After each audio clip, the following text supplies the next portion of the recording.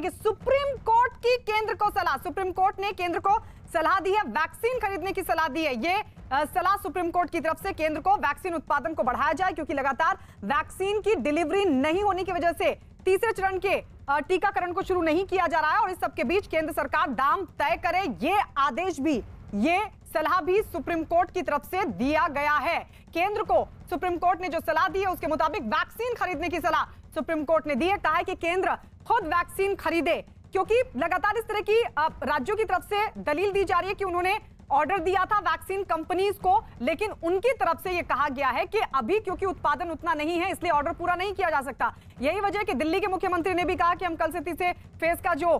टीकाकरण है वो नहीं शुरू कर सकते। महाराष्ट्र में भी, गुजरात में भी, मध्य प्रदेश में भी इस तरह की बात सामने आई। और इसके बाद अब सुप्रीम कोर्ट की तरफ से केंद्र को जो सलाह दी गई है उस पर ज्यादा जानकारी के साथ एहतेशाम हमारे साथ जुड़ गए हैं। एहतेशाम, क्या कहा है सुप्रीम कोर्ट ने? में पिछले 1 घंटे से इस मामले में सुनवाई हो रही है और फिलहाल लंच ब्रेक के लिए रुका गया है। इस मामले में जो सुनवाई शुरू हुई उसमें जस्टिस चंद्रचूड़ ने एक detailed presentation, power point presentation पेश किया, जो कि शायद पहली बार हुआ है कि कोई जज पावर पॉइंट प्रेजेंटेशन करे, जिसमें उन्होंने एक एक मुद्दे पर खुलकर बात की और कहा कि न सिर्फ ऑक्सीजन बल्कि जो दवाइयां हैं, जो लाइफ सेविंग ड्रग्स हैं, वो पूरी तरह से मुहैया लोगों को नहीं हो रही हैं। इसमें केंद्र सरकार की एक अहम जिम्मेदारी है, क्योंकि केंद्र सरकार नीति बना सकती है जो कि राज्य सरकार नहीं कर सकते। इसलिए केंद्र के स्तर पर ऐसी नीति बनाई जाए जिसमें ज्यादा से ज्यादा प्रोडक्शन हो वैक्सीन का, दूसरी दवाइयों का, और उसको केंद्र खुद खरीद कर राज्यों को सप्लाई करे जहां जितनी जरूरत है, और इससे ज्यादा से ज्यादा लोगों तक दवाइयां और जो वैक्सीन है वो पहुंच पाएगी। अभी इस मामले में सुनवाई आगे भी चलेगी। एहतेशाम, क्योंकि ये भी जानकारी मिली कि सुप्रीम कोर्ट ने कहा कि केंद्रीय वैक्सीन की कीमत भी डिसाइड करे, तो क्या सुप्रीम कोर्ट की तरफ से वैक्सीन की कीमत पर सवाल उठाए गए हैं?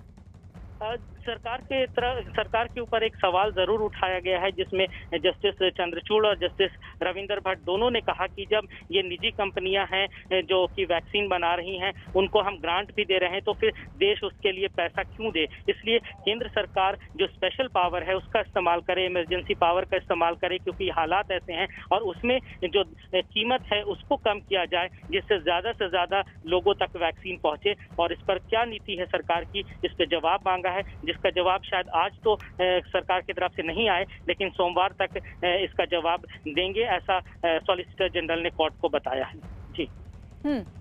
एहतेशाम,